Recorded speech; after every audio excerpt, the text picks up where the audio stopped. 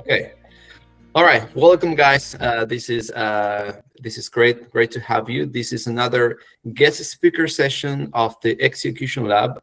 So the Execution Lab is a place where I and my team, we help founders build and grow income first businesses.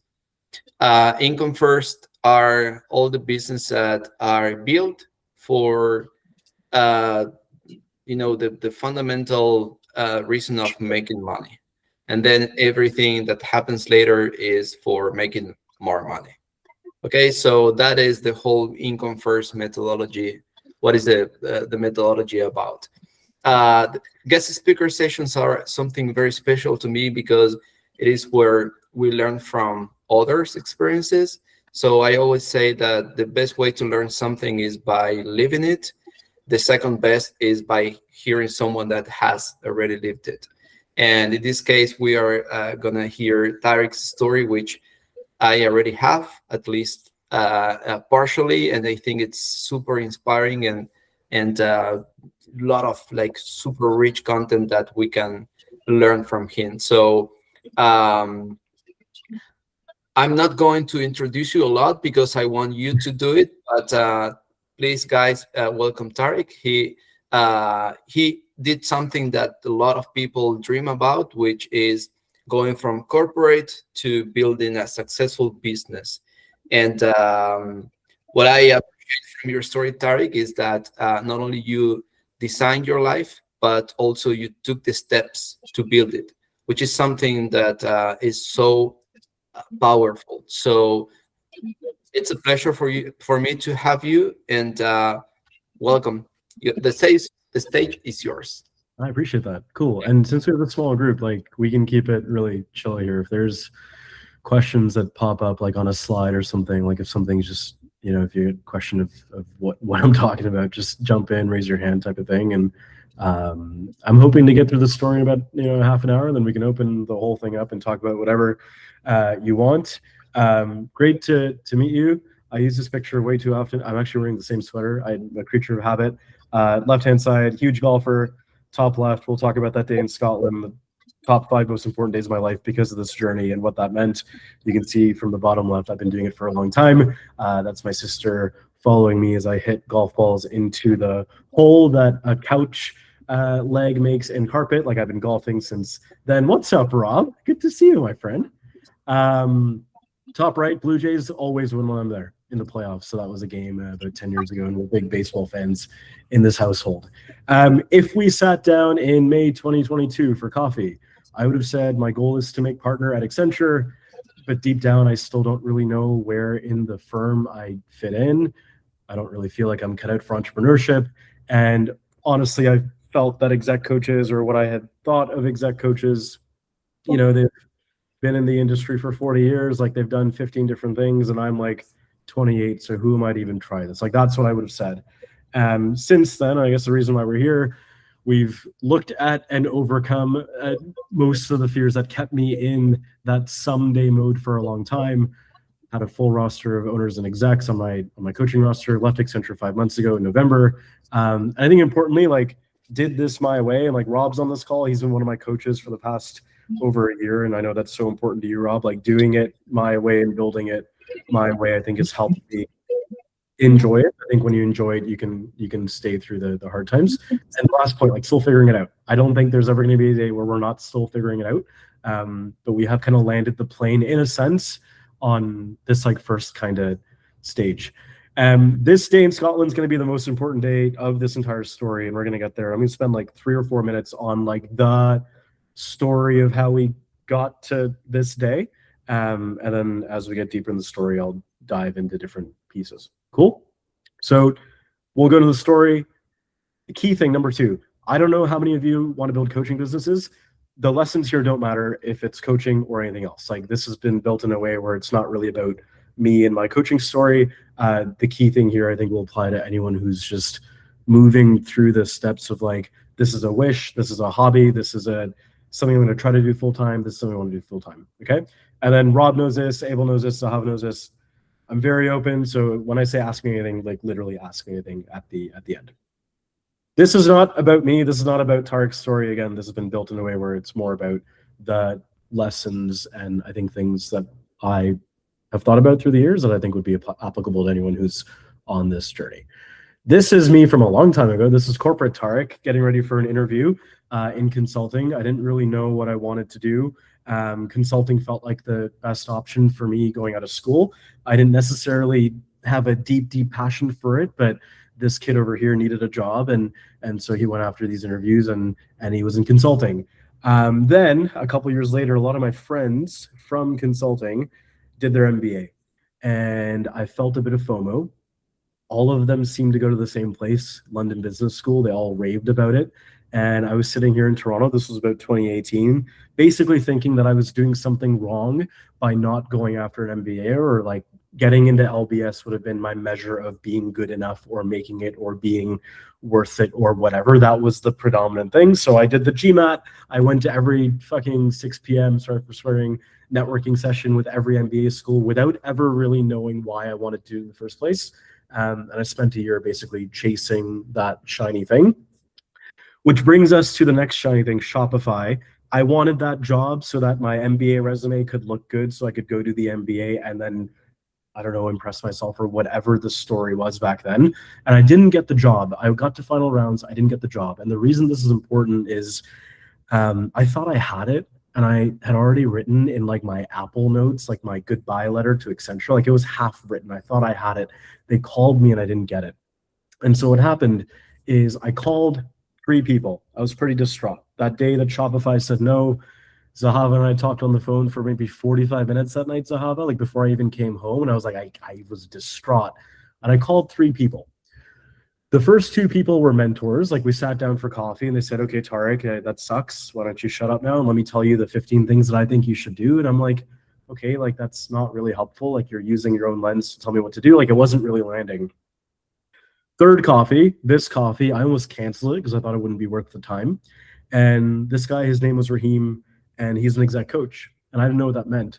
But when we sat down for 45 minutes, rather than him telling me what he thought I should do, I spoke for like 39 of those 45 minutes. He sat there, he listened, he found some patterns. And in 45 minutes, a year and a half after me thinking I wanted to do MBA, I had clarity in one coffee about the fact that I didn't really want the MBA. I was doing it because of FOMO. I got clear on what I really wanted to do kind of in my career, at least at Accenture.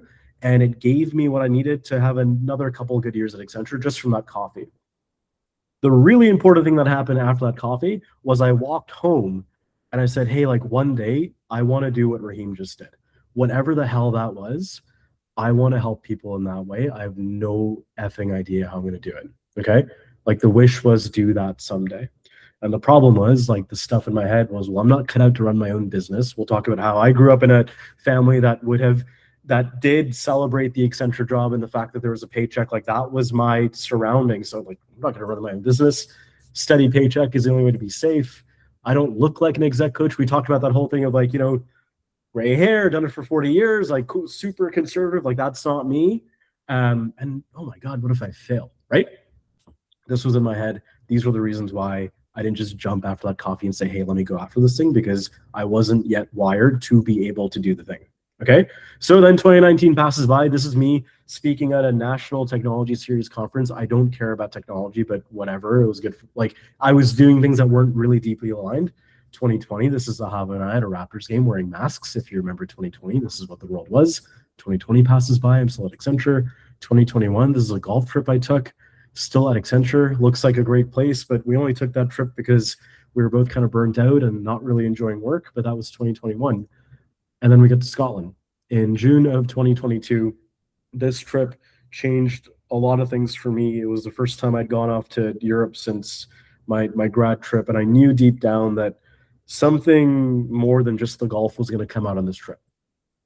And so on June the 6th, 2022, the day after I played the St. Andrews course, I sat down and got a moleskin and started writing. And the first thing on that page was like, what the hell are we doing? And I wrote for 6 pages and it all kind of came out. I could tell that like, Tarik, dude, you've been chasing the shiny objects. You've been like waking up and walking straight to work. You've been saving money for when you're 65 and like giving up experiences for today. Like you're doing this the way that they're telling you that you should do it.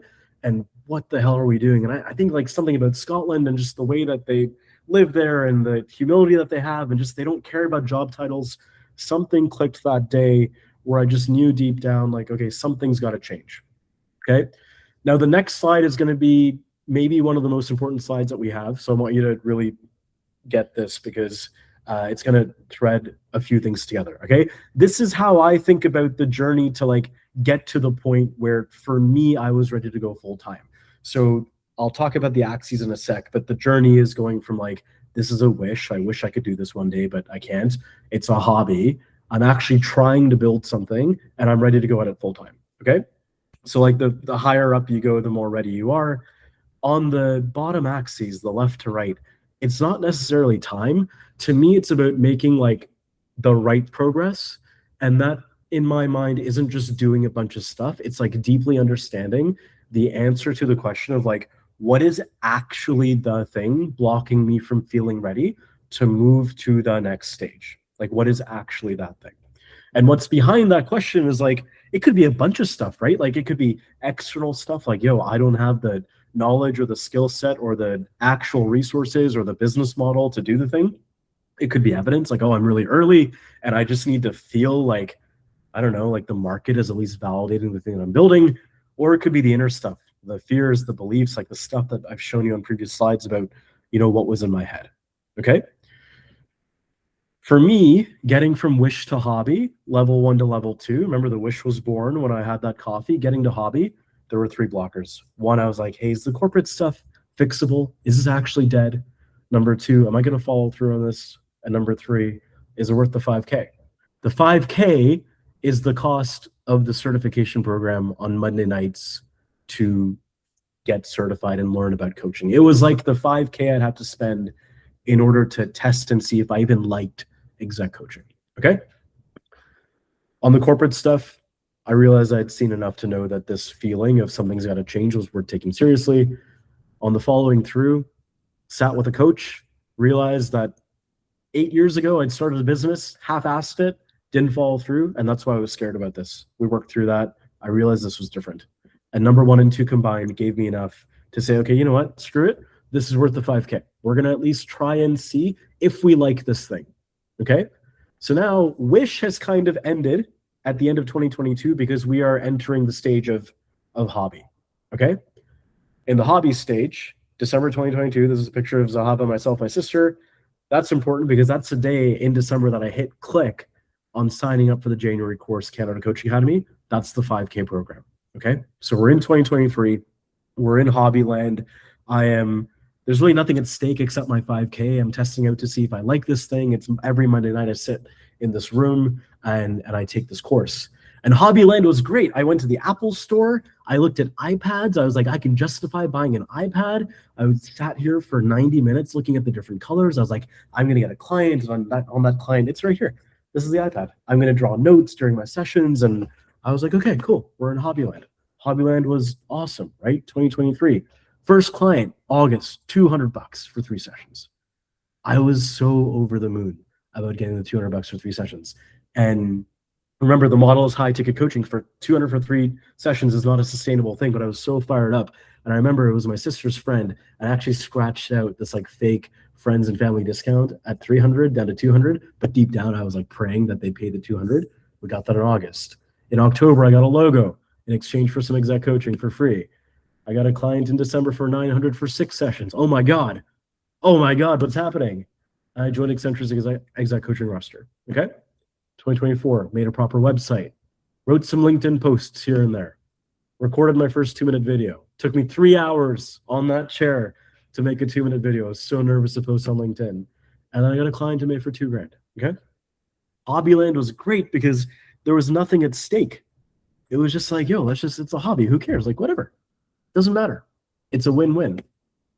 And I thought, one day in 10 years when I'm 40 or whatever, and I make partner at Accenture and I have XYZ in the bank account and all these other fucking variables are true, maybe then I will think about doing it full time. And for a long time, that line of thinking with me and this iPad and one client at a time was more than enough for me to just feel like, okay, I can deal with corporate. I can deal with this. I can put up with it. It's going to be okay.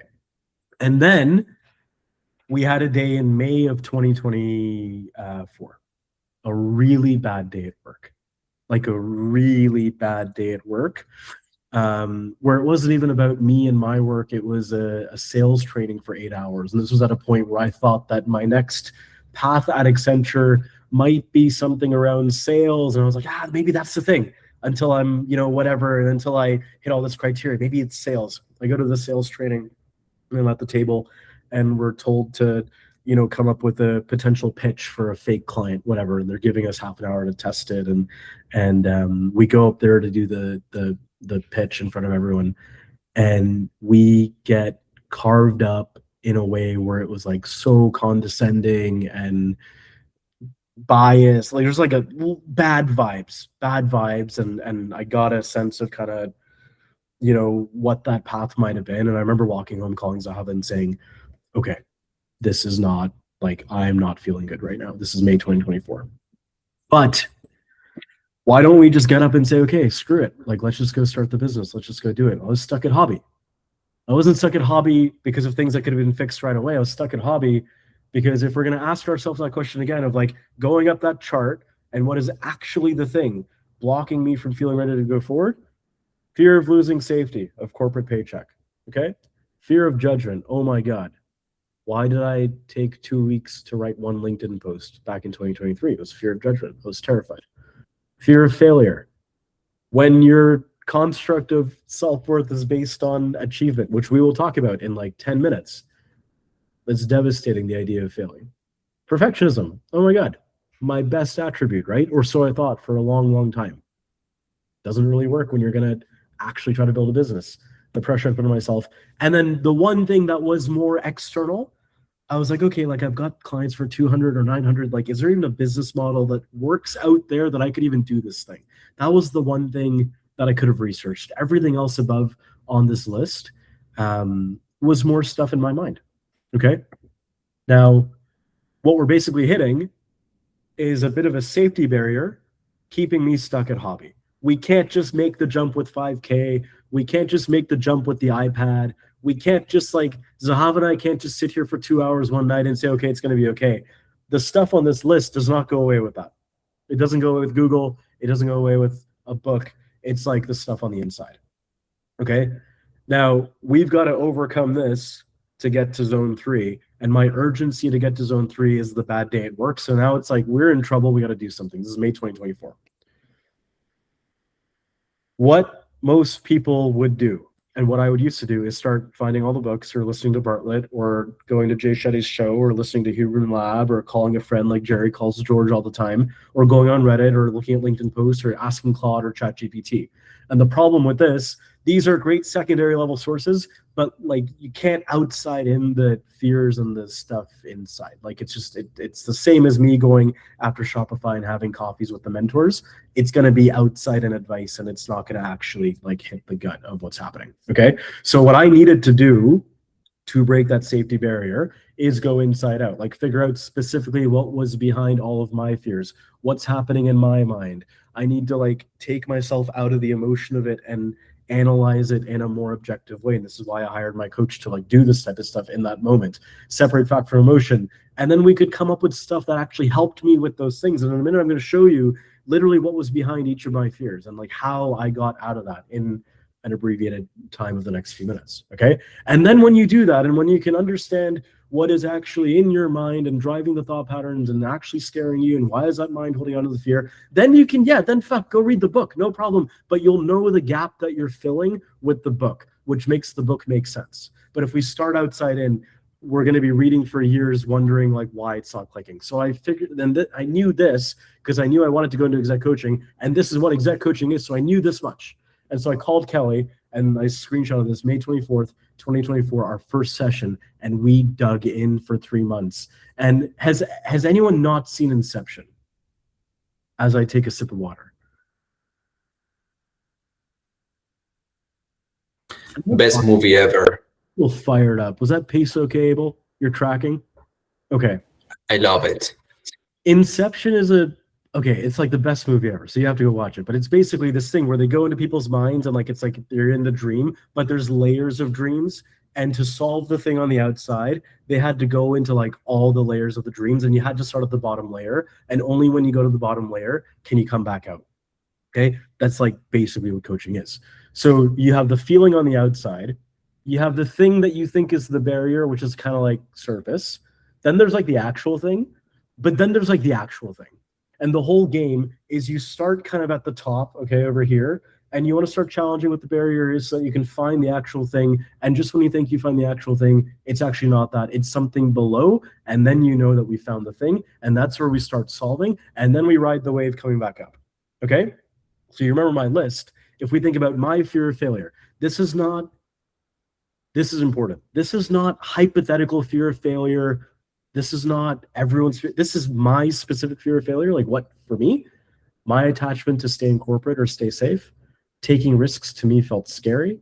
But deep down, it's because I had a tendency to only look at the downside. I was really good at mitigating risks. So, that was like the real thing. But actually, it was a fear of going down the wrong path. Okay? But actually, it was a belief that there was something out there that was fail-proof. It was a belief that corporate itself was fail-proof. Okay? And the stuff in white here, that's the stuff we actually had to solve. A belief then that self-worth was tied to accomplishment. So those two white lines, okay, that something out there is fail-proof, like Accenture or like corporate, or my self-worth tied to accomplishments, that's where the coaching was. That's what we figured out. That's where the fear of failure started to dial down when I understood what was happening in there. And I could spend a whole hour right now just on this slide and what we found and why we found it and why it worked for my brain and why it wouldn't work for other people's brains. And we could do that, but for the sake of what we're doing here, this was the iceberg. Okay? The pressure I put on myself. I was too tired to make progress all the time. I get burnt out a lot.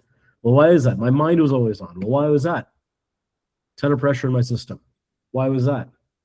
High pressure felt comfortable and familiar. Why was that? I was afraid of missing something. Think about like a radar, like an antenna.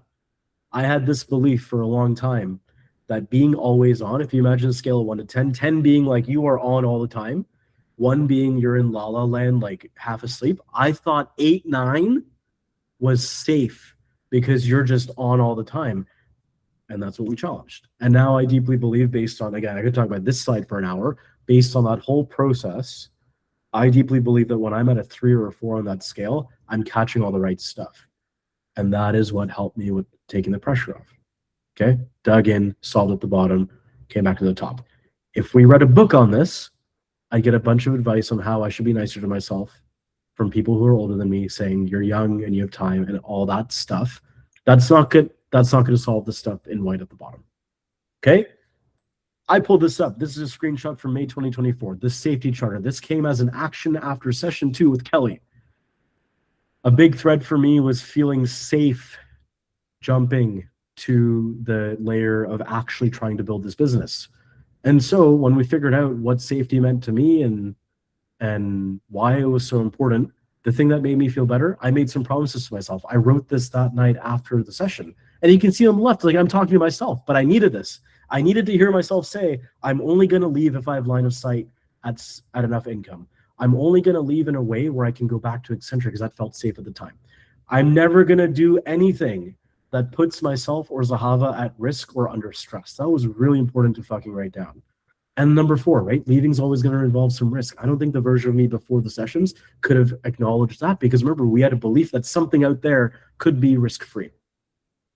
What happens if you believe that on the right-hand side? In orange, I was like, oh, well, if those 4 things are true, if those 4 things I say are true to myself and I know that I'm going to not break those 4 rules, I can be free. I can actually start trying.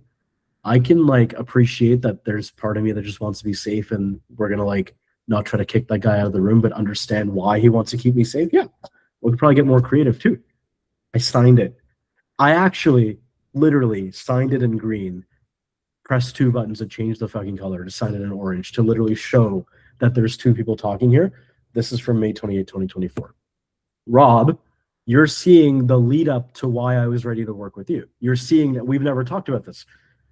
Then there was an Excel. August. 5 days before Zahav and I went to Lisbon for a wedding. This Excel took care of the safety side on money, which to me was I had to look at what would happen if I tried and made $0. And that might be an absolute crazy thing for a lot of other people. But to me, and what we've learned through the sessions and through my own understanding of myself at that bottom layer of what I need for safety, I can unleash when I know that the worst case is going to be okay. You give me the worst case is going to be okay, and I will fucking go. I know that about myself. So we used it into the strategy for me. I built an Excel and I showed it to Zahava before the flight. I said, Zahava, knock on wood, if all health is okay and like everything's actually like, forget that stuff for a sec. But if I were to leave, if I were to come back in September 2024 after the wedding and start trying and make $0 in 2024 and keep trying and make $0 in 2025 and then leave Accenture at the end of 2025 and we get married and it's an expensive wedding and I keep trying in 2026, do we have a roof over our head on Jan 1st, 2027? That's what I asked myself. It gave me time. It gave me the idea that I could make $0 and the world wouldn't crash. And based on the guy that I was wired to be, that's what I needed. And it showed that we're going to be okay. And so we go to the wedding. One more thing happened. This is Lisbon. Anyone been to Lisbon? Anyone been to Lisbon? Matthew, you've been to Lisbon. Zara's been to Lisbon. Do you recognize this square, like the main square in the city? Okay. We came here almost every night. There was one night where I was like, Zahava, give me 15 minutes. I'm not feeling good about something. I'm going to take a walk. I took 2 perimeter laps around the square. My foot's asleep. Sorry. 2 perimeter laps across the square. And what was bugging me was that everything I had done on LinkedIn up until that point, I was like quoting HBR articles and adding like 3 lines of my own BS thoughts just to sound like I was on LinkedIn. And it was bugging me because it felt like I wasn't really being myself. I felt like I was being one person in real life and a second person online. Okay. And that was bugging me. I don't know why it was bugging me that day, but it was bugging me that day. And something happened on that walk where I came back and I was like, okay, Zahava, I'm good. And we talked later and there was a couple things that came out. But the main thing was basically at some point in that walk, I realized that what was more important to me than being liked on LinkedIn was me looking at anything that I wrote and saying, is this aligned with me? And is it written to help one person out there? And the power in that for me was I was ready to be absolutely laughed at for trying, because I knew if I tried any post and it hit those 2 criteria, I no longer care. They can laugh at me, they can do whatever. I care more about these 2 things than how people think. So now you can imagine how I'm feeling. It's only been 3 months since the Jim Halpert bad day at sales training. And I'm coming back on this flight saying, okay, wait, this stuff, like we're starting to, like it's coming together, right? It's coming together. The stuff we need to unlock actually trying, those were the fears. It's coming together. And so first post after the trip, the Monday after, I posted this thing on LinkedIn. I posted every week since. And most weeks I posted 3-4 times a week, some vacation weeks, but I posted right away. And then some stuff started happening in like September of 2024, a month after we were in like the iceberg land of figuring all this shit out. Podcast happens. The thing about this picture, there's a different look in my eye in this podcast than the one from 2 months before. There was like, if you watch the videos from before and you watch that, there's a different look. And I know why. It's because of everything I told you for half an hour. No one else knew why, but that's the reason why that picture is so important to me. December 21st, 2024, 1 o'clock in the morning, last day of work at Accenture of the year. Everyone's on holidays. I stayed up and finished the website. I had the energy. The creativity was there. I was writing words. They've all changed. I cringe at these words right now. Build that quiet, unshakable inner resilience. That is not the current pitch. Didn't matter. It was okay. It worked for me at the time. Rob, did you see my DM earlier when you said you're coming? And I said, there's a picture of you in this deck. I signed up with Rob in October, November of that year. If he had called me 4 months earlier when I was in iceberg land, I would not have been able to say, hey, Rob, let's actually take a run at this thing and build this thing. LinkedIn. You know how long I had the Accenture banner up there? I was able to do that. We haven't fucking signed anyone yet. This is like just after the trip back from Rome. Free session at a coffee shop with a friend. Renewed approach to market expansion. This was a winged coaching session for half an hour. And he's like, what did you put in my tea? These texts meant the world to me. Think about the kid who was like, can I do this? Okay, we just got back from Rome. Getting that was huge. Getting this, like, hey, your session earlier this week, did so much for me. This guy had his own business. He was like in his mid-50s. I did a free session with him, and my feet were shaking the whole time, and he couldn't see that, and we got through it, and it was helpful for him, and that's what came in, and now the belief is building. Nothing in the business model or my skill set as a coach had changed between iceberg land from May, June, July of that year to Lisbon to all this stuff happening. Nothing had changed. Rob and I hadn't started yet. We started in January, so it's not even that. Nothing had changed. What had changed was the stuff on the inside through the coaching work. 2025. Now we're going. Now we're in the I'm actually trying. Okay? Posting 3 times a week without any fear. I think I got like 4-5 more minutes on the story. I know so I'm happy to stay a bit late too. 3 times a week with way less fear. Full roster of clients. Grew to 6 figures. Rolling in the past 12 months. Built it my way. And, oh my God. So many nights where we sat at this table, like, I was scared. I was super scared about, like, how am I going to leave and, like, what's going to happen and, like, oh my God. The number of nights, I'm, like, feeling it now because it's this table. Rob, you know this, March, June, August, what happened? I hit the edge of almost burning out. We were flooring the gas. Fears kept coming up. The higher we went, people signed, things went well. I was like, Rob, how do you build pipeline? Okay, here's how you build pipeline. Rob, how do you do a newsletter? Am I good enough for a newsletter? And like as we kept rising, like more fears popped up. That's the 4th one. Mushrooms on the burger. Zahava, mushrooms on the burger. We had the Excel. I didn't need any dollars. I was still getting paid full time. And when Uber Eats was like, do you want to add mushrooms for $2.50? I would like feel anxious, because I thought that I was jumping off this income cliff.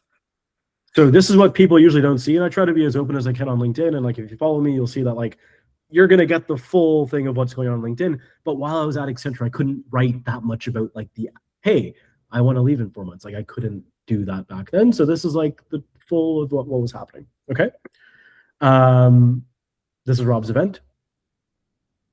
And we talk about now the final jump in this journey. How do we feel safe going from actually trying to making the leap?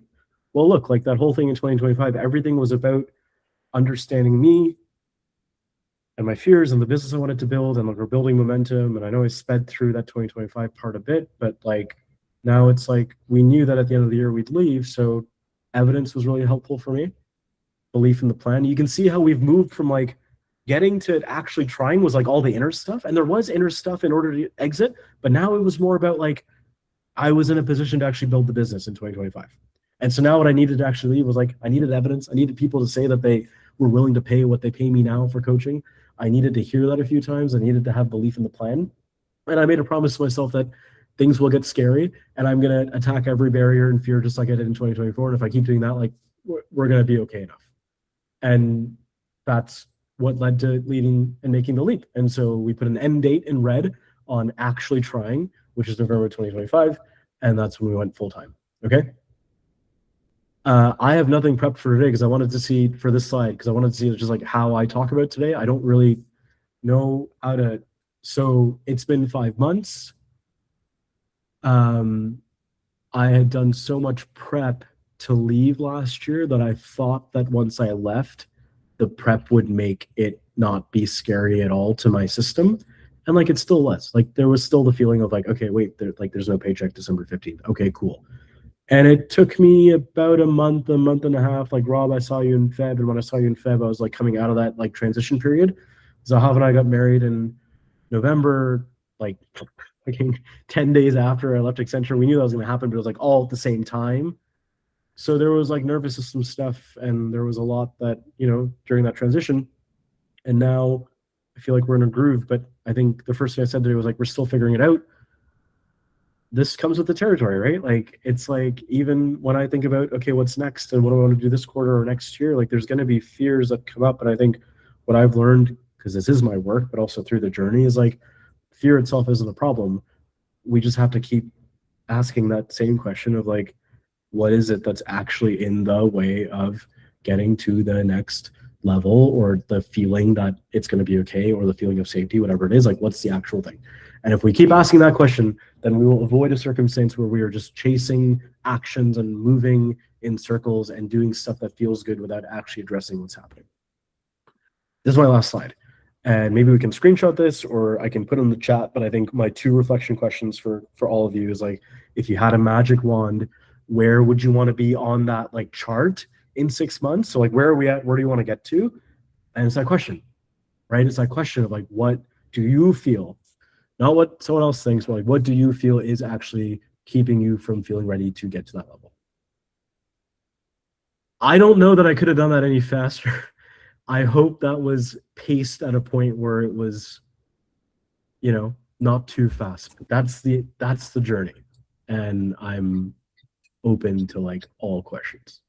Oh man, it was so good. Thank you very much, Tarik. I have so many questions, but as always, I will try to leave the audience to ask their questions. Otherwise, I will be asking all the questions myself because there's so much here. So please, guys, feel free to unmute yourself and ask Tarik any questions that you may have.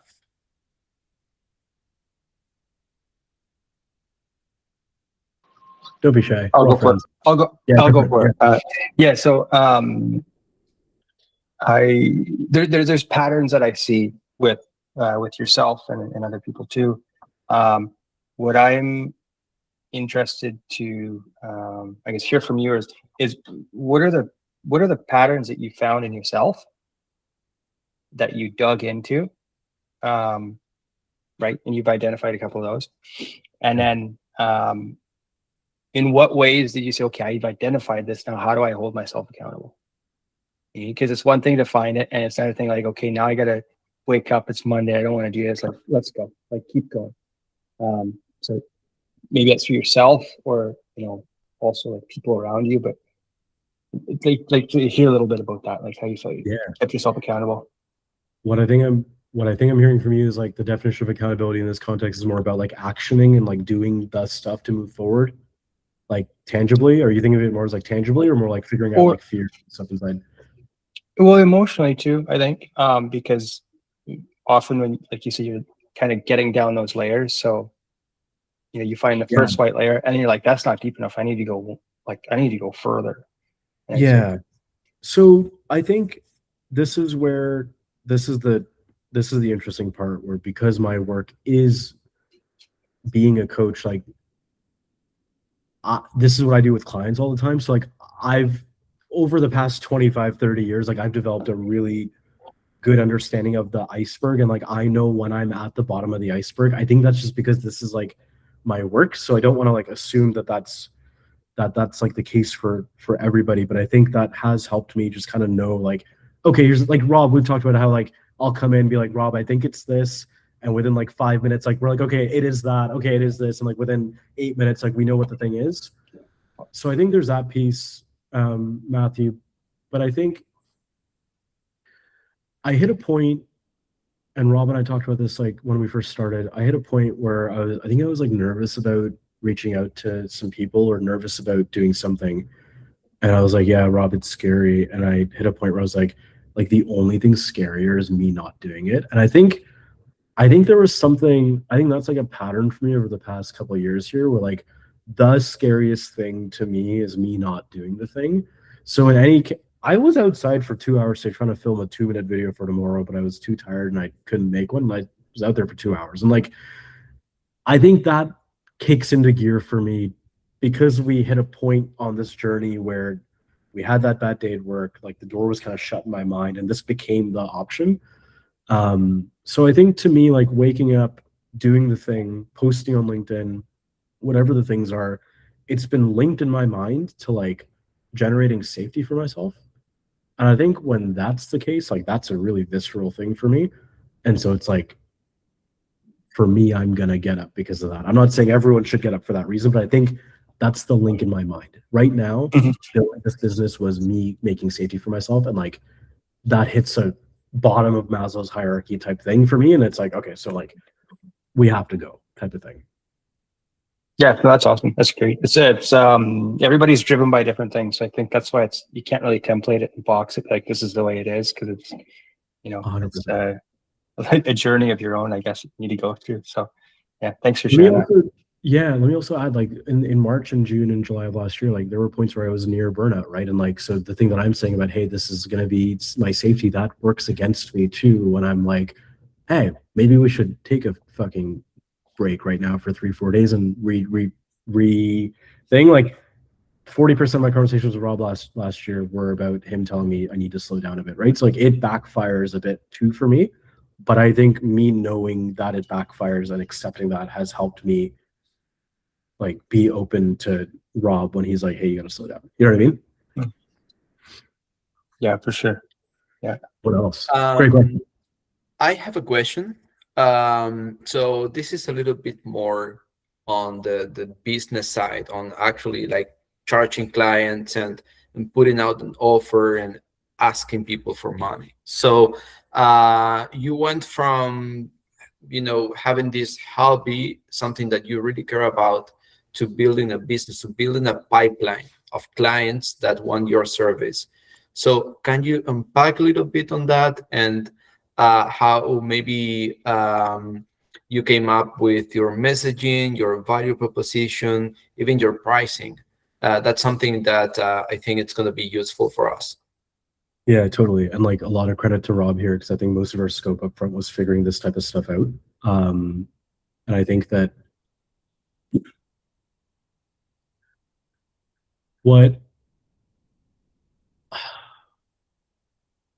I think once I was in the mindset of like the actually trying piece, the messaging was good enough that it was already like working in terms of like I could point to it and like it was making sense, and I had tested it with friends. They're like, yeah, this makes sense. The pipeline building itself was tricky at first because this is such a credibility game too. And like my decision was for this business model to work for me and the life I want to build, I want to go after high ticket exec coaching. I want to be charging, at the time it was like $5,000 Canadian for 3 months was like my initial target. And I had to basically ensure that my messaging was such that, okay, who's going to pay $5,000? Okay, we're going to have senior people where it's likely not their money, it's coming from their company's money. Here's the type of stuff that I know that they're dealing with. And like it helped to have Accenture's exec coaching background. It helped to be in the rooms at Accenture where I was like, okay, I have partners coming to me after opening up saying, Tarik, I'm stressed about this. So I had enough data in my head where I'm like, the super stressed out 45-year-old who's chased all the money, makes $400K a year and expenses their training. Like I know the 5 things that they're usually freaked out about. That helped me with the messaging. Okay. Now when you add in like no longer being afraid to post on LinkedIn, there's a bit of a snowball effect. And then I think one thing that helped me that Rob, you and I had talked about that you've kind of, you know, inspired in me is like how to make sales not feel like sales. Like that was another part when I talked about building it my way. Like I didn't want to be the person where someone joins a call that they might be interested in coaching and like they feel for me that I'm like, oh hey, like are you interested? Like if there's only 2 spots left and like if you don't sign up to, like I didn't want that type of vibe. And so I think I don't know, man, like I think I wanted everything in the messaging and the brand to be like how I am as a person. And I think since I was a kid, I was like the kid on the playground that people could just come up to and tell me their deepest, darkest secrets. And I wanted people to just always feel that you can approach me, you can talk to me, I'm not going to pitch you, and this is all real. And I think that mixed with the messaging for like what I knew about those people I talked to you about, it started to get the right people in my circles. And then I'll be honest, like most of the pipeline for the first 6 months last year, to me felt a bit fluky. Like I had a friend reach out from the past and he paid me a bit less than what I wanted, but he paid me more and he gave me a testimonial. I did free coaching sessions with friends at 7 o'clock in the morning and I got them to write testimonials, right? I wrote an offer on a LinkedIn posting. I'll do 5 free sessions in the month. And that one post, I have 2 clients for the past year because of that one post. They keep renewing. They're CEOs, they run companies. A lot of that was right place, right time, but it was also right messaging and consistency. And I think the more people I started to coach, I was like, oh, this person dealt with this and this person dealt with that. So let me write a post now about like this anonymous person that has these things. And you start kind of honing in. But the clarity on this is exactly who I'm going after before I started going on LinkedIn helped me stay laser precise. No one's ever looked at my LinkedIn and said, wait, who's he helping? Because I figured out all this stuff on the inside before I made the online presence. So I wasn't really building in public. I was like, I'm here. This is the thing. Let's go. And that's kind of where the snowball started last year. Yeah. I can ask a lot of follow-up questions, guys. So please, if you have any questions, interrupt me. I can go on all night. We're good? Okay, so I have another question. So your offer seems to be, you said executive coaching for, yeah, very senior people. So do you have any other offers? I mean, any than sessions, or, I mean, do you have anything else? I actually don't.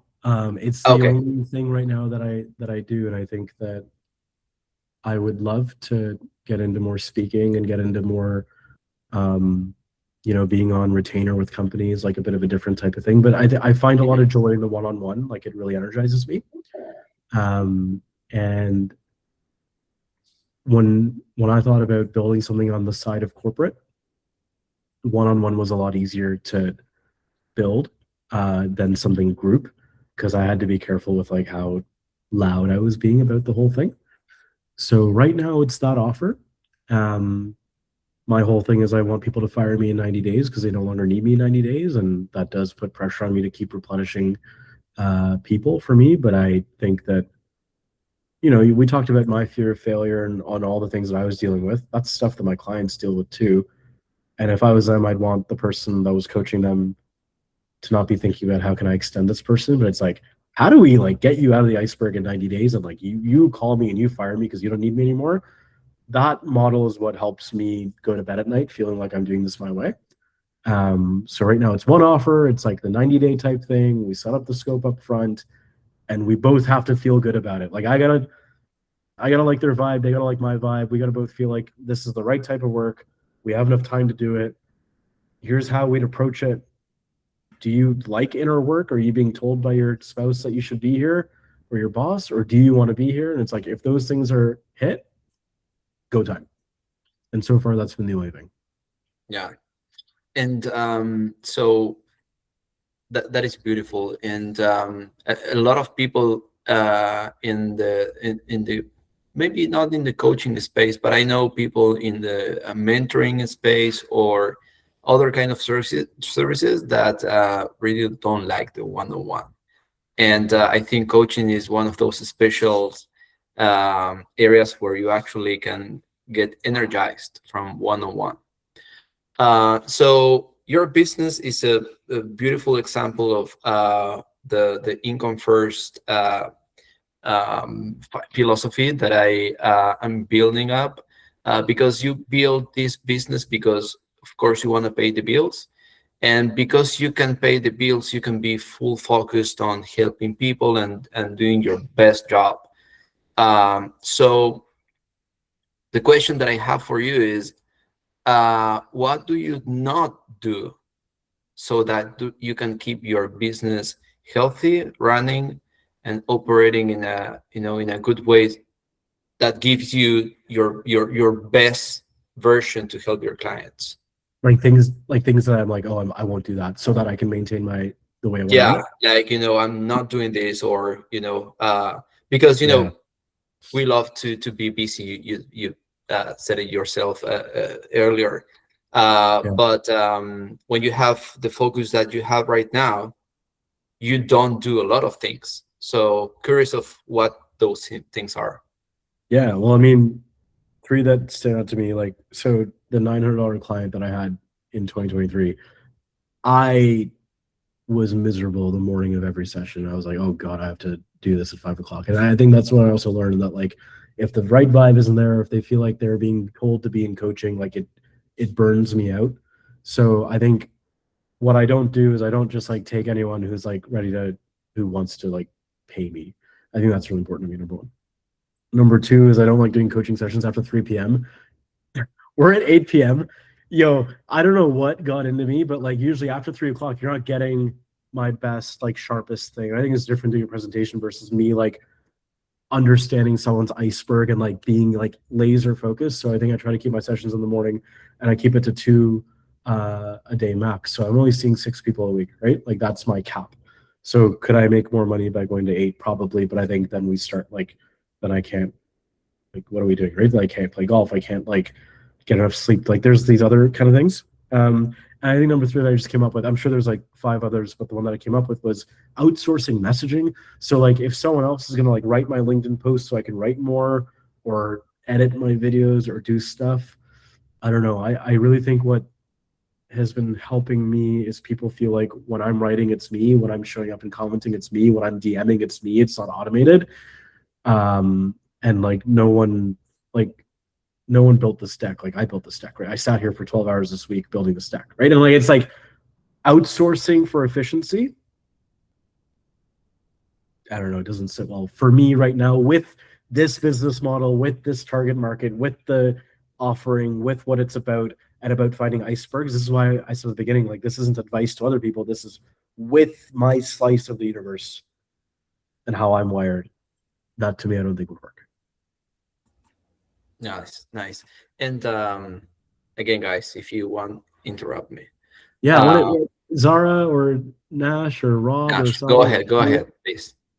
I have a full list of questions, so I know. Well, you and I can always chat after too. Like yeah. No, I want to ask now. Go ahead, Nash, please. Yeah, thanks, Well, and Tarik, it's such an amazing kind of opportunity for me, and I get really inspired. And it's so interesting to hear a founder this time and age saying that using these all efficient technology or AI for this isn't sometimes gonna meet the purpose, which is awesome. And I think it only reflects the understanding of or your understanding of your business and your niche there, especially for the exact coaching.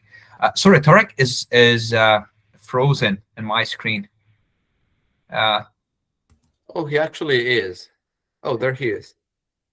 There you go. You're muted, Tarik. I lost Wi-Fi. I'm on data, and we had a plan for this, so we're here. Sorry, Nash, I missed your. No worries. You seem so prepared, and you have Plan B, so it's amazing. I was sharing that it is so unique to hear founder on such platform. Saying that maybe AI and all these technologies that the trend these days is not use it. It's going to be efficient. It's going to create more space for you. It's actually the opposite. And being in exact coaching, I think it only reflects your deep understanding to your niche and to the population you serve. So that is unique. And thanks for sharing that. My question is that I'm also an exact coach and exact coaching trying to launch my career. And, right now I have a lot of bills and family that I cannot keep my corporate or leave my corporate job right now. So I'm doing on the side, but it always feel that there isn't kind of a defined way of doing it. Like even these days on posting, so like to have that actual presence isn't there. Sometimes my deep kind of thoughts are about, should I trust the process and just go with the flow and just stick with what I need to do, like you mentioned, be committed to being that online presence, that authentic presence there, and kind of control the fear of trying there and trying those whether it's gonna work or not, because also as you may know, like sometimes understanding the niche or deciding on the niche, especially early in the coach career, is not easy. I'm in healthcare, for example, right now a senior leader, and I think that can help. Like this is a selling point for me, being in healthcare. So my niche is in healthcare, but am I limiting myself sometimes? So you have all these doubt feelings, and I know you mentioned like you gotta dig deep. So that's a takeaway for me, like to dig deep and really maybe there is something underneath. But how we trust the process, if that's a legit question here. I think it's a legit question for sure, and there have been many times. Oh my God, many times where I've wondered, do I need to keep trusting the process, or is something wrong here? And Rob, how many times did I ask you that? So Hava, how many times have I asked you, like, do we just need to keep trusting the process, or is something wrong here, right?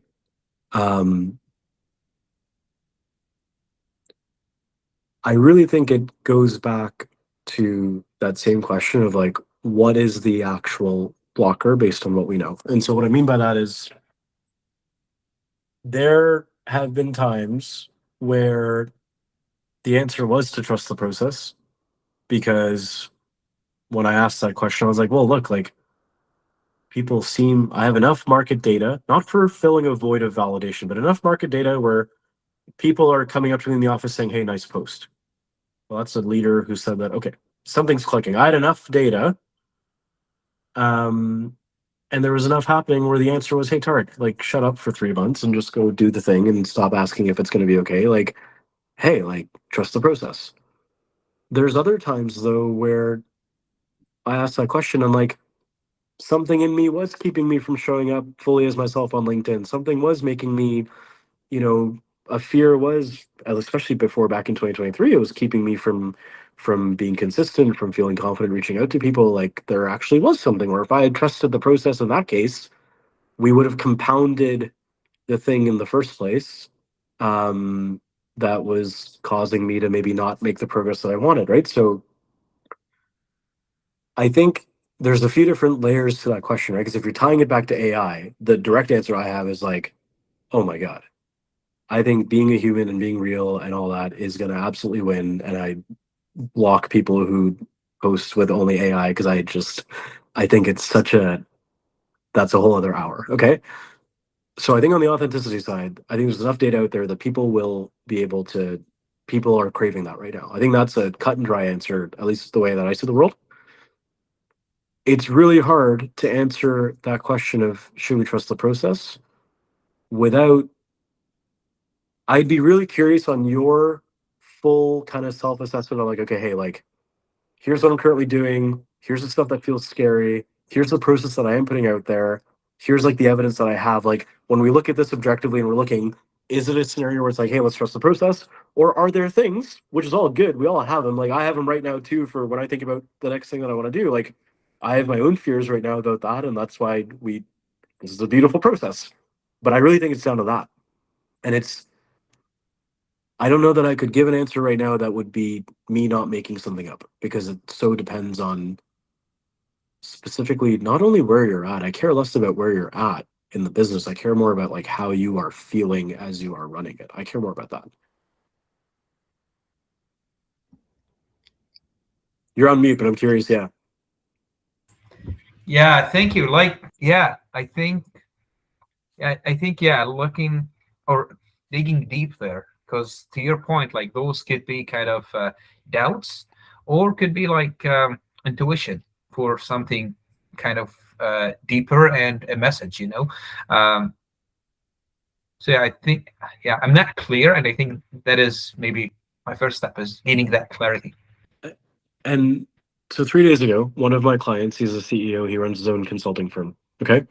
And what our scope is to help him move past the fears keeping him from scaling this to a bigger company. And he asked me on Tuesday, this was session 4, so we had talked about some other stuff. He's like, hey, Tarik, like, I need a note-taking tool. I was like, what? Like, in my head, I'm like, what are we talking about here? He's like, yeah, I need a note-taking tool. Like, I need to figure out a way to organize my thoughts. And then he's like, what do you use? I'm like, I'm not answering that question, because what is actually happening here? And within 10 minutes, what we found out is the reason why he likes keeping stuff in his head, and the reason why he's okay with things falling off, is because there's a linkage in his mind, which we discovered in minute 15 of that call, that when he writes something down on paper, it represents a certain commitment in his brain that activates a fear of, oh, well, now if I don't follow through, it's written down, which means I have failed. Like, that's why he wants a note-taking tool. He thinks he needs a tool, but the issue was the actual linkage. And because of that, like, there's different plans that haven't gone the way that he thought they'd go down, and he's been a bit disorganized, and it comes down to his own linkage in his brain, right? I'm not saying that you're doing that. What I'm saying is, like, can you imagine if we just talked about like what tool I used? It wouldn't matter, right? Like, it was the digging deep that found, and he was like, holy shit, like, why is the writing down tied to how I feel about myself and imposter syndrome? and commitment and what's actually happening here. The guy sent me a picture that night at 10 p.m. of him at a coffee shop writing notes of all this stuff. And that's what it was. He didn't even need a tool. And he was sitting there for 6 years, scared to build the company. And it was that linkage. So the reason why I hesitated with your question is because when we talk about digging deep, like I showed you the clean iceberg, one slide, 40 seconds, but it's not that process, right? Like we don't know what's going to come when we dig in. And that's why we don't know. Now, Nash, there is this like business outside and objective point of view where you could just look at, okay, like we could benchmark some stuff like, okay, based on just a business standpoint, like is this a state of the process or is this some make a pivot? But I'm blending it into like outside and inside stuff, and because my world is more on the inside stuff, it's at least in my world, face value is rarely where the thing's at. The outside stuff is rarely where the only thing is at. But sometimes it is. Like Rob, like you're coming off feet. Sometimes, like the thing is, hey, like what's the messaging? So that's why I'm like, it so depends. I have a comment and I think it'll add to that. One, this was awesome. I know you well. I feel like I know you very well. I feel like I knew a bunch of your story, but I learned so much about you and how you operate leading up to it. You're a hell of a good presenter, especially when you're passionate about what you're talking about, which is very clear tonight. And something that you didn't share that I think everyone here needs to know is the speed in which Tarik iterates. I've been lucky enough to work with almost 500 people at this point, and I don't know that I've had anyone else in my world that iterates as fast as him, because it's very easy to think like, oh, maybe I should do this. And then we think about it for 3 weeks. 3 weeks turns into 3 months. Is it good enough? Tarik's like, what's the target? What's the steps to get the target? What's the first draft? Go. Comes back 5 days later. I tried this. This happened. This part went good. I feel shit about this one. What next? Go. Over and over and over. I saw Tarik do more in a year than most people do in 5. I saw weeks where he did more in 2 weeks than most people do in 6 months, because of he's always questioning himself and like, what's behind this, what's below this, which means he gets way more at bats, if you want to use a sports analogy, than anyone else in a short period of time. I appreciate that. Oh, it's just so cool to see. Blessing and a It's real curse, cool. right? Blessing and a curse, because that same tendency has made me change things that I probably should have kept the same, right? So it works both ways, and that's the good and bad of it, but I appreciate that. Zara. Yeah, I mean, so much. I'm just going to ask, there's so much that you've shared, and it's so helpful because you're so clear. Thank you. I've been on the journey of coaching when I worked with, so I started in leadership development. My career started in leadership development at Deloitte with partners. So partner development. My thesis was the reason why Deloitte partnerships model worked. But we were at a time where coaching didn't exist. I'm going back, and I struggled because of the fact that I really saw value, and I saw the depth and the need for it, and I was really fixated with it. But in my time, to your point, and I was in my late 20s at the time, gray hair, male counterparts, that was the model. So I never went to do that because there was too much of a big gap on the outside world. Now I've kept that journey going, and it's fascinating to see, the 180 of where we are today when it comes to coaching and how that has evolved. So I've continued to do that work. I've gone in and out of corporations. I ran my own business. I still keep it open for this very reason. I'm very passionate about it. Question I have for you, because you've gone through the true consulting partner, if I may, coaching, or some senior leader coaching, have you spent time with, and this is because I'm interested in doing it myself, have you spent time with startup founders and coaching them? And is that something that you're even, because I hear the clarity in your voice, and because I hear the clarity in the way you make decisions and how you decide what's non-negotiables and how you operate your business, for me, that resonates.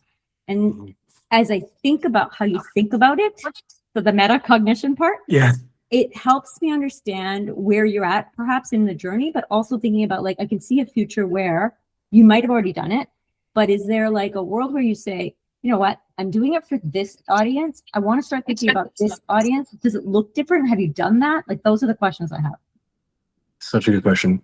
I'm smiling because you're asking this. I think Zahava was smiling when you're asking it too, because my original plan and that 2K client in May 2024 was a startup founder. Mm. And I was like, oh, hey, I'm in downtown Toronto. You go to any building, there's startup founders everywhere. They all need it. They all need it, right? And like They we all do. need it, but like they all need it, right? Because all the pressure. And I was like, this is gonna be it. I'm just gonna go to every startup and just like fucking make it happen. 90% of my clients last year came from service-oriented businesses.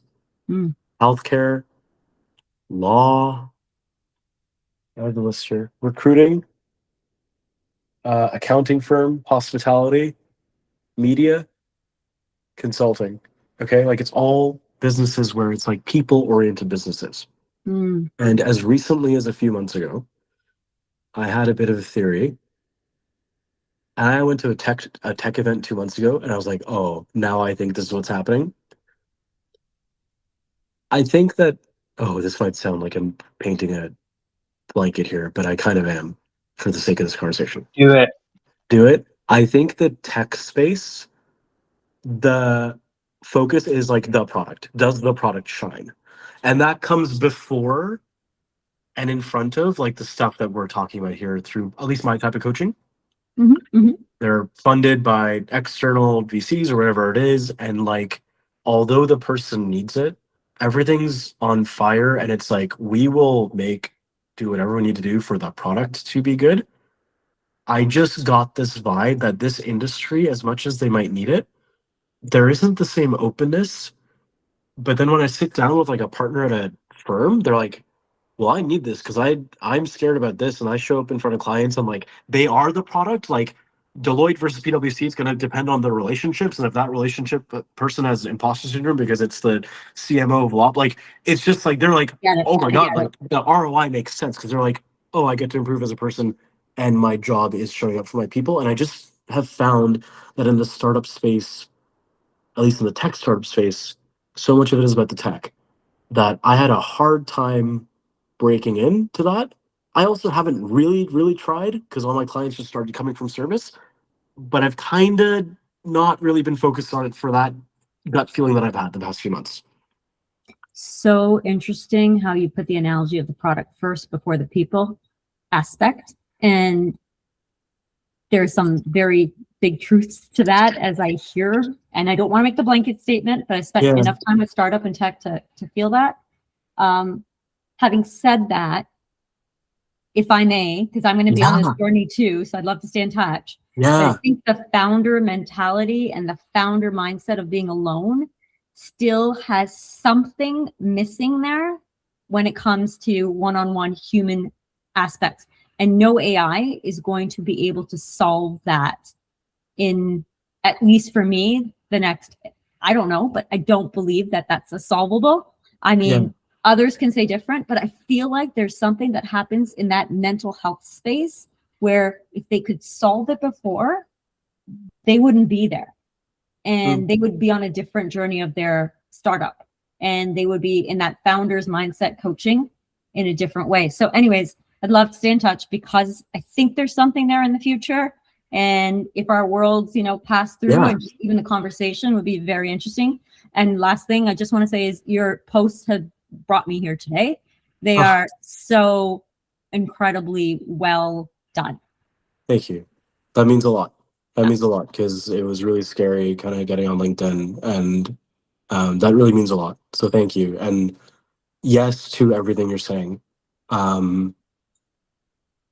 This is maybe the part where like, because last year was so much about just like getting the thing working. Once I started getting people in service, I was just like, by September, I was like, okay, I'll just focus here. Like it was more kind of out of necessity of like, okay, let's just keep focusing on what I've seen is working. And then sometimes I also wonder, and this is something we could talk about, is like, when I hear startup founder coaching, I feel like I've gotten a vibe of like they want to hire someone that has like exited 3 startups to for 3 billion, and like they want maybe the mental coaching, but from the person that's done that. And like I'm not that guy, and so sometimes I also wonder if that's at play, where maybe you have like worked at a start, like maybe that means I don't even fully unpack this yet. We should talk about it, but yeah, I think what I want to convey is I'm not saying I'm not doing it because I'm like firmly against it or I think they don't need it. I'm even open to being like so wrong about this tech thing. It's more just when I had to decide where to put my eggs. Like recently, it's been like what I've seen has been the service on my side. But it's such a good point. And I think that, you owning this zone is working. So keep doing what you're doing. And then, For sure. who knows where the future holds you and brings you, and, trust the process piece, which I think that's what we're both saying to each other, which is great. Yeah, totally. Awesome question. All right. Is there any other question, guys? Okay. I could do one last one if we could. Yeah, let's go. One quick question. Yeah. So, in kind of through my journey, one of the things that I really learned reading a lot of books and also like with self-discovery is it's really important to focus on like character and not just behavior, right? It's like the thing below behavior that really drives you. So this is, I don't expect a full answer, maybe so too much, but have you identified any ways where you can build a person's character and then help them to like put that into their business to change the way their business is run, the way people operate, maybe change the business model, like mapping that internal character into how their business operates? Yeah, for sure. One of my people right now that we've been working with for a year actually, and I should say the year thing, I know I talked about 90 days, the year thing for these two people is because they're running companies like every month, like they keep leveling up and so the scope keeps getting bigger. That's why like it's been a year, like they keep solving this stuff. But look, like they came to me saying that they have lost joy in the way the company's being run right now, and they felt like they needed to change things about themselves in order to do better there, right? So a lot of it, when we've gone into their habits and the fears that were driving their habits, like why they were micromanaging and how that tied to how they saw their own self-worth of, hey, if I'm working hard, that means that I'm in with the team, and like how that starts to backfire once you get to a certain size. Like the work kind of had that deeper thing of like shaping kind of them as people and like how they're showing up so that we get the business results. Like right now we're talking about the version of the firm that they want to build a year from now, and we go into like their beliefs about what it is to be a CEO and like what people say you need to be and how you need to look or sound or what really matters and what's the definition of ambition. Is it that you have to exit at the highest valuation, or could ambition be that you also get to be with your family? Like I think rarely, I don't think any of my work sits at the behavior level. I don't think I've had a single conversation where it's like, hey, you're doing X, let's figure out how to do Y. Like it's inevitably going to go down. Whether we call that character, whether we call it beliefs, whether we call it values, whether we call it fears, whether we call it limiting beliefs, whatever that deeper layer is that we constitute, my work is always there, and it always ends up being there because if someone comes and they just want to like get better and more productive and like change behaviors, I just wouldn't work with them because I feel like it doesn't take 90 days to like, it's like, that's not really to me the nature of my coaching. So I think the answer is yes. The answer is actually like it happens pretty much all the time, that it's something deeper that's driving it. Because I think those beliefs and thought patterns and fears and stuff clouded with emotion, that's like the core software of how we run, like subconsciously, and so that like is going to impact behavior. So if we try to just solve it at the behavior level, then like it's probably not going to stick. That makes sense. Yeah, thank you. Yeah, you're welcome. A huge shout out to Zahava. I was going to say this at the beginning, but I also, there should be like a whole slide that says I wouldn't be here if Zahava wasn't here, because she had more belief in me at the beginning than I did in myself, and the number of nights that we sat at this table when she was probably tired enough to go to bed and never let me see that because I was scared about something a lot. So I appreciate you. That huge shout out to Zahala. Hey, well, this was fun, man. We have one more question if you have a few more I'm good. minutes. What's up? On the chat. Marcela Oh, I says, see it. where would you say most of your clients come from right now? I mean, how do you get new clients? LinkedIn for everything, and then those people's referrals. So the origination for any client was either LinkedIn or people then that I found on LinkedIn that worked with me and then referred other people. And again, it had to be that way.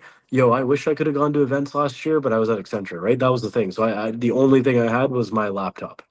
And so LinkedIn had to be the thing. So it's not the only way to do it for sure, but it's the cards that I had dealt myself. I won't say that I was dealt. It's the cards I dealt myself to do it that way. Nice. All right, man. It was super fun. It was super clear. I mean, that the whole presentation was so insightful. I really enjoyed it. And I can see that everyone here enjoyed it as well. So thank you very much. I truly appreciate you coming here and sharing your story and asking our questions. So, and thank you all for coming. I will share Tarik's social media and all his information for you to get in touch with him. What he does is, as you saw, truly impactful and deep. So please reach out to him if you need help. And yeah, thank you again for coming. And if you want to keep coming to the guest speaker sessions, we do it bi-weekly. And it's usually this inspiring because it's true stories like Tarik's. So yeah, again, thank you so much. You're welcome. No, it means a lot. Thank you all so much for being here. All right. Talk to you soon. See you guys. Thank you for coming. Bye. Thank you. Bye Bye-bye. bye.